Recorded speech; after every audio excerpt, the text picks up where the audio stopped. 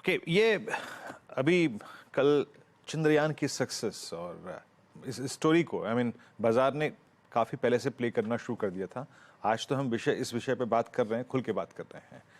आपका तमाम इन स्टॉक्स से जिन्होंने इक्विपमेंट सप्लाई किए थे इस वेंचर में, तमाम एल को देख लीजिए, आप टाटा एलेक्सी को देख लीजिए, आप BHEL को देख लीजिए, एमटा को देख लीजिए, आपका भी इन स्टॉक्स पे, इनमें से किसी पे आपका कन्विक्शन है इस पर जिसको आप चेस कर रहे हो? तो हमारे पास बहुत सारी कंपनी है जो बेसिकली डिफेंस के बेनिफिट के साथ जुड़ी हुई है। लेकिन जब भी हम कोई कंपनी लेते हैं तो सिर्फ डिफेंस वाली कंपनी नहीं लेते।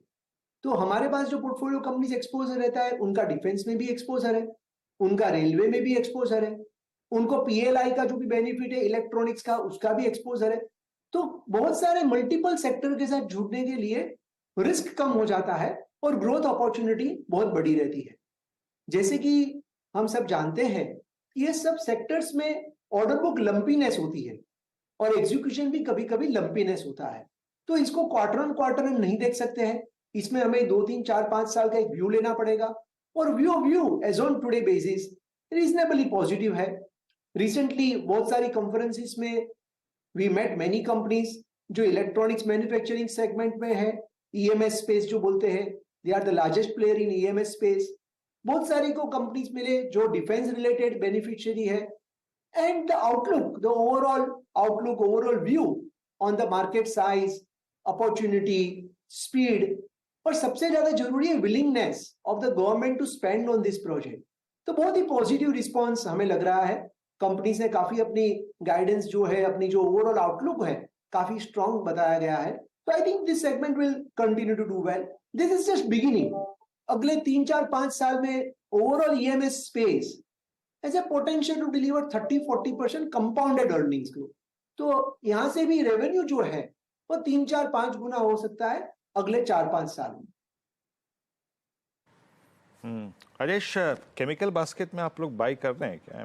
ये जो पिछले 3 महीने का प्राइस डैमेज है केमिकल बास्केट में, और बिकॉज ऑफ आई थिंक जो इंटरनेशनल मार्केट में जो हालात हैं उस वक्त, डिमांड कम, China supply, over capacity addition, pricing काफ़ी वीक, क्या ये एडिशन का एक मौका है या फिर आप लोगों ने दूर रहने की ठानी है? इस वक्त अप्रोच क्या है इस वक्त आपके?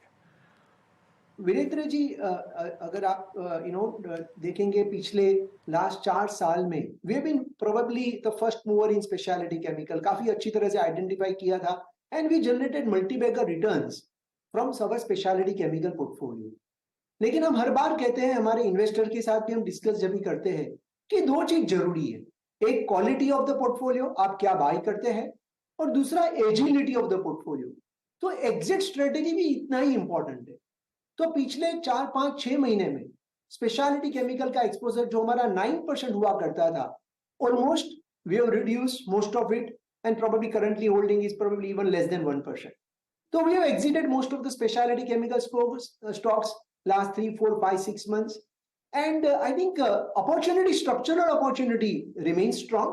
लेकिन अगले शायद next 3 4 5 6 महीने में I think the pricing environment is still not very good. We are keeping our eyes and ears open, and at right time वापिस हम स्पेशलिटी केमिकल को इवेल्युएट करेंगे।